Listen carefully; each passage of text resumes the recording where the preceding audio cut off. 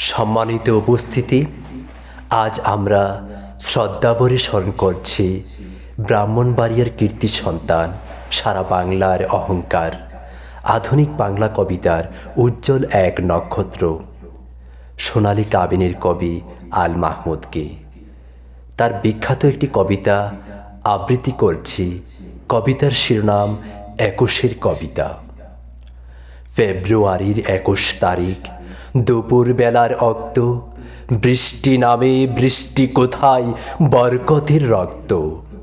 হাজার যুগের সূর্য তাপে জ্বলবে এমন লাল যে, সেই লোহিতেই লাল হয়েছে কৃষ্ণচূড়ার ঢাল যে।